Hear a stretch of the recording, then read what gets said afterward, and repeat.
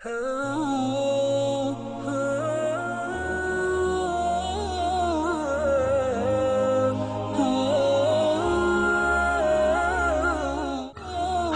ذوالنون مصری رحمت اللہ علیہ، آپ سلطان معرفت اور بحر توحید کے شناور تھے اور عبادت و ریاضت سے مشہور زمانہ ہوئے، لیکن اہل معرفت ہمیشہ آپ کو بے دین کہہ کر آپ کی بزرگی کی عظمت سے منکر رہے، اور آپ نے بھی کبھی کسی پر اپنے اوصاف کے اظہار کی زحمت نہ فرمائی، جس کی وجہ سے تا حیات آپ کے حالات پر پردہ پڑا رہا۔ آپ کے تائب ہونے کا واقعہ عجیب و غریب ہے، اور وہ کچھ یوں ہے۔ کسی شخص نے آپ کو اطلاع پہنچائی کہ فلاں مقام پر ایک نوجوان عابد ہے، اور جب آپ اس حاصل کرنے پہنچے تو دیکھا کہ وہ ایک درخت پر الٹا لٹکا ہوا ہے، اپنے نفس سے مسلسل یہ کہہ رہا ہے کہ جب تک تو عبادت الہی میں میری ہم نوائی نہیں کرے گا، میں تجھے یوں ہی اذیت دیتا رہوں گا حتیٰ کہ تیری موت واقع ہو جائے۔ یہ واقعہ دیکھ کر آپ کو اس پر ایسا ترس آیا کہ آپ رونے لگ پڑے، اور جب نوجوان عابد نے پوچھا کہ یہ کون ہے جو ایک گناہ گار پر ترس کھا کر رو رہا ہے، یہ سن کر آپ نے اس کے سامنے جا کر سلام کیا اور مزاج پرسی کی۔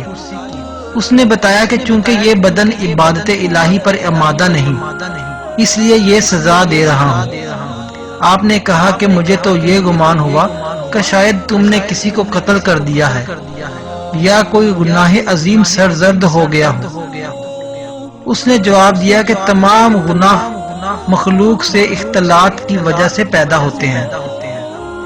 اس لیے مخلوق سے رسم و بہت بڑا گناہ تصور کرتا ہوں۔ آپ نے فرمایا کہ تم تو واقعی بہت بڑے زاہد ہو۔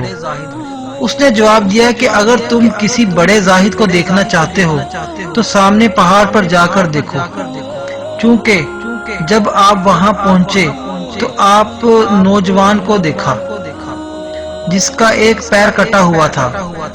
اور اس کا جسم کیڑوں کی خوراک بنا ہوا تھا۔ جب آپ نے یہ صورتحال معلوم کی تو اس نے بتایا کہ ایک دن میں اسی جگہ مصروف عبادت تھا کہ ایک نوجوان عورت سامنے سے گزری، جس کو دیکھ کر میں فریب شیطان مبتلا ہو گیا، اس کے نزدیک پہنچ گیا۔ اس وقت ندا آئی کہ اے بے غیرت، 30 سال خدا کی عبادت و اطاعت میں گزار کر آج شیطان کی عبادت کرنے چلا ہے۔ لہذا میں نے اسی وقت اپنا ایک پاؤں کاٹ دیا کہ گناہ کے لیے پہلا قدم اسی پاؤں سے بڑھایا تھا۔ پھر بتائیے آپ مجھ گناہ گار کے پاس کیوں کر آئے؟ اور اگر واقعی آپ کسی بڑے زاہد کی جستجو میں ہیں تو اس پہاڑ کی چوٹی پر چلے جائیے، لیکن جب بلندی کی وجہ سے آپ کا پہنچنا ممکن نہ ہوا تو اس نوجوان نے خود ہی ان بزرگ کا قصہ شروع کر دیا۔ اس نے بتایا کہ پہاڑ کی چوٹی پر جو بزرگ ہیں ان سے ایک دن کسی نے یہ کہہ دیا کہ روزی محنت سے حاصل ہوتی ہے۔ بس اس دن سے انہوں نے یہ عہد کر لیا کہ جس روزی میں مخلوق کا ہاتھ ہوگا وہ میں استعمال نہیں کروں گا، اور جب بغیر کچھ کھائے دن گزر گئے تو اللہ تعالیٰ نے شہد کی مکھیوں کو حکم دیا کہ ان کے گرد جمع ہو کر انہیں شہد مہیا کریں، چنانچہ ہمیشہ وہ شہد ہی استعمال کرتے ہیں۔ یہ سن کر حضرت ذوالنون نے درس عبرت حاصل کی اور اسی وقت سے عبادت و ریاضت کی طرف متوجہ ہو گئے، اور آپ جس وقت پہاڑ سے نیچے اتر رہے تھے تو دیکھا کہ ایک اندھا پرندہ درخت سے نیچے آ کر بیٹھ گیا۔ اسی وقت آپ کو خیال آیا کہ نہ جانے اس کو رزق کہاں سے مہیا ہوتا ہوگا، لیکن آپ نے دیکھا کہ اس پرندے نے اپنی چونچ سے زمین کریدی، جس میں سے ایک سونے کی پیالی برآمد ہوئی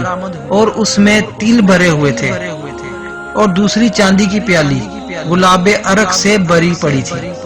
چنانچہ وہ پرندہ اسے کھا کر اور گلاب پی کر درخت پر جا بیٹھا، اور یہ پیالیاں غائب ہو گئیں۔ یہ دیکھ کر آپ نے بھی اسی دن سے توکل پر کمر باندھ لی اور یقین کر لیا کہ اللہ تعالیٰ پر بھروسہ کرنے والے کو کبھی تکلیف نہیں ہوتی۔ اس کے بعد آپ نے جنگل کی راہ لی جہاں آپ کے کچھ پرانے دوست مل گئے اور اتفاق سے وہاں ایک خزانہ برآمد ہو گیا جس میں ایک ایسا تختہ تھا جس پر اللہ تعالیٰ کے اسم مبارک کنندہ تھے،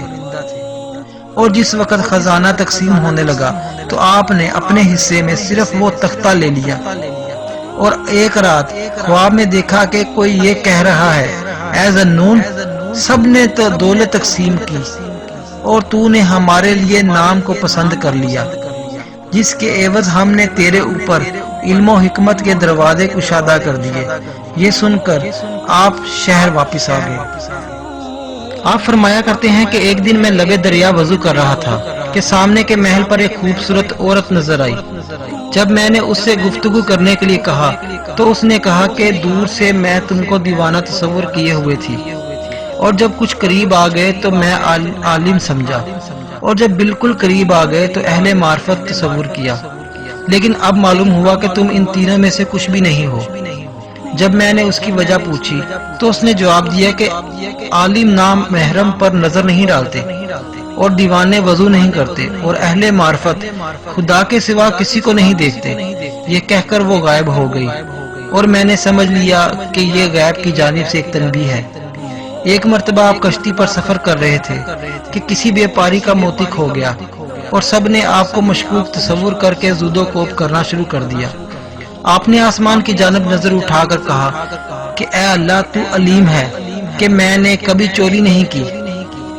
یہ کہتے ہی دریا میں صدہا مچھلیاں منہ میں ایک ایک موتی دبائے نمودار ہوئیں، اور آپ نے ایک مچھلی کے منہ سے موتی نکال کر اس بیپاری کو دے دیا۔ اس کرامت کے مشاہدے کے بعد تمام مسافروں نے معافی طلب کی۔ اسی وجہ سے آپ کا خطاب ذنون پڑ گیا۔